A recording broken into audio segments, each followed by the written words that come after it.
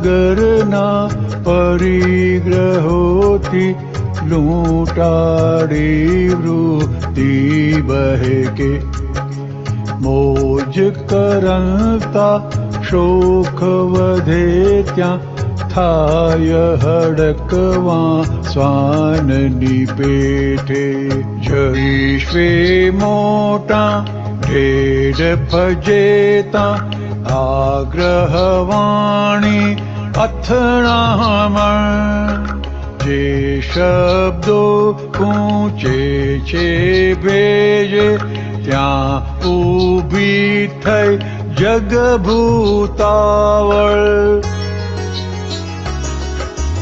અહમ મમતની કર્મ ચિકાશે મોહ મદિરે જગ સન્મુખ કાગારોળને વાણી યુદ્ધે ઇન્દ્રિય સુખમાં આળોટે ભૂખ બધો ભૂખતા ઉતરુભસે ને ચાલે સામે જીભા જોડી આદત મજબૂરી અવિચારી વેણ કથોલે ઘરમાં હોડી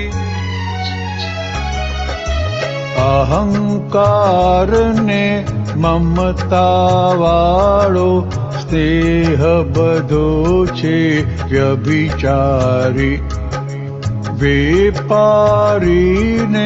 ગ્રાહક જેવો વધઘટ ભાવ જ સંસારી મારું માની મમતા ચોંટે અહમ રચે જગ કુંડાળું તેમાં વચ્ચે કો આડું આવ્યું રાગ કઢાવે દ્વેષાણું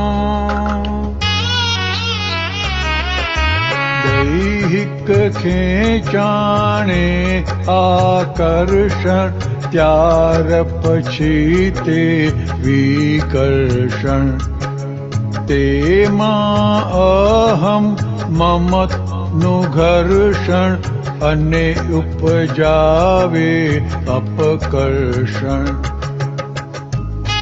ભોંભડ કાટે ભગવાયેલું કળિયુગી મન રઘવાયું નીતિ અનીતિ વગર વિચારે ચરી લીએ જેમ ઢોર હરાયું અણહકના લક્ષ્મી વિષયોમાં મરોડ ચતુરા અપધ્યાને લૂંટબાજાળા દુર્ધ્યાનોથી વધે બળતરા વિપાધને. જય સચ્ચિદાનંદ. આપણે એમ કહીએ કે દાદાએ એમના 30 વર્ષના આખા કલ્યાણી યોગમાં જેમ આપણે એક અપેક્ષાએ કહીએ કે મહાવીર ભગવાન 42 વર્ષથી 72 વર્ષ એ 30 વર્ષનું એમનું કેવળ જ્ઞાનની ભૂમિકામાં એમના થકી જગત કલ્યાણ થયું જબરજસ્ત. કેટલાય લોકો મોક્ષે ગયા. અને દાદાએ આ 30 વર્ષના એમના ગાળામાં 58 થી 88 સુધીના ગાળામાં 30 વર્ષના ગાળામાં લોકોને મોક્ષના અધિકારી બનાવ્યા. અને મોક્ષના અધિકારી ત્યારે જ થાય જ્યારે તમામ પ્રકારના વ્યવહારના ફોડ પડે ત્યારે.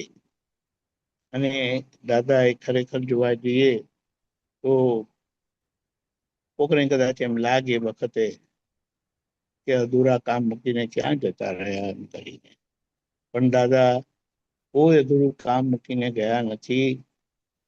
આપણને અધૂરાપણું આપણી અધૂરી સમજના લીધે લાગે છે, અધૂરી મતીના લીધે લાગે છે, પણ આપણે કહીએ કે દાદાએ કોઈ બાબત બાકી નથી રાખી. પરિગ્રહ એટલે અપરિગ્રહ એ ચોથું મહાવ્રત છે અને પાંચમું બ્રહ્મચર્ય મહાવ્રત કીધું. અપરિગ્રહ મહાવ્રતનું કેવી રીતે બધા જ પરિગ્રહમાંથી છૂટવું, એટલે બધી જ બાબતના માલિકી ભાવમાંથી છૂટવું, અને કેવી કેવી રીતે એ પરિગ્રહ આપણે વોરી લીધેલો છે. મન વચન કાયાથી તદ્દન ભિન્ન હું શુદ્ધાત્મા છું. એટલે કીધું જરૂર વગરના પરિગ્રહોથી લૂંટાડી વૃત્તિ બહેકે, એટલે આપણે મન વચન કાયાથી જુદા કર્યા છે.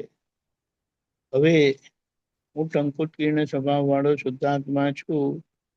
આ મન વચન કાયા અને એની સાથેના વ્યવહાર જોડે મારે પહેલેથી કોઈ લેવા દેવા નહોતી, સ્નાન છૂતકનો સંબંધ નહોતો, કશું જ ટોટલી જુદું જ.